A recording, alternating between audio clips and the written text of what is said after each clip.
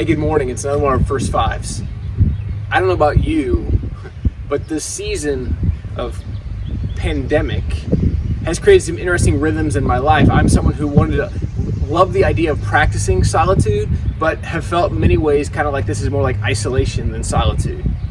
The truth is, if we're not careful, we see isolation as solitude and we think it's just this absence of everything. But the difference between isolation and solitude is in solitude, we make a decision. We willfully choose to be alone with God. It's not that we're ever all the way alone, it's that we're alone with God. And so here's my challenge to you in these days, especially this week as we think about the practice of solitude, is that you would choose to be alone with God. That you would choose to listen. Sometimes we think that our presence with God, our growing opportunities just happen when we gather as a community of faith or at some large event or we need some big experience. And the truth is we remember those experiences, but the growth with God happens every single day.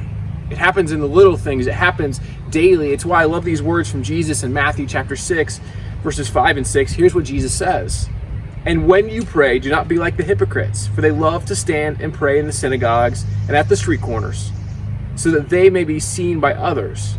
Truly I tell you, they have received their reward.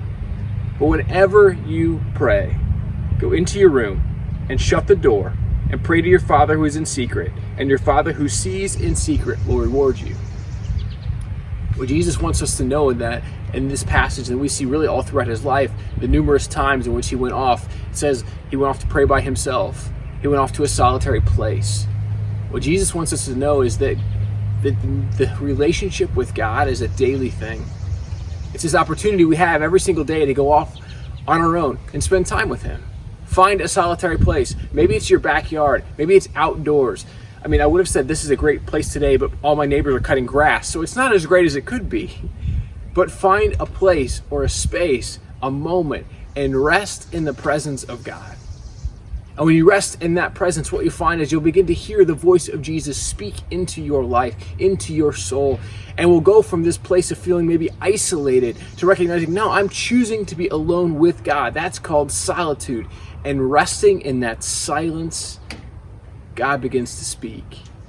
And so my invitation for you and for me is that we would rest in the presence of God, that we wouldn't think we have to do it out loud for everyone to see all the time, but by how we live, by what we do, in the quiet moments and the loud moments and everything in between, that we would find that choosing solitude with God, resting in silence to hear his voice speak to our lives, will free us. It'll help us to know that there's some depth to our soul, that we'll find we're present with God. And we've begun to know his love in greater ways. And not only do we know that love, but we can embrace it and give it. So here's my challenge. Find a place, find a space, whether it's a closet or a backyard or a Three Seasons room or your car.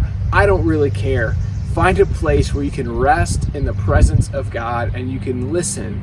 You're not choosing isolation, you're choosing solitude, which is resting in the presence of God, opening up to hear God speak.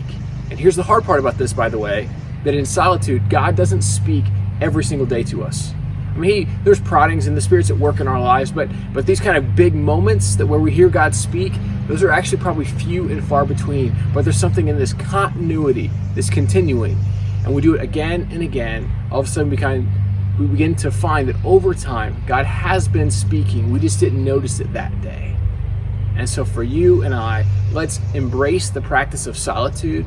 In fact, let's embrace with it silence. I'm going to be silent now, and we'll see you tomorrow.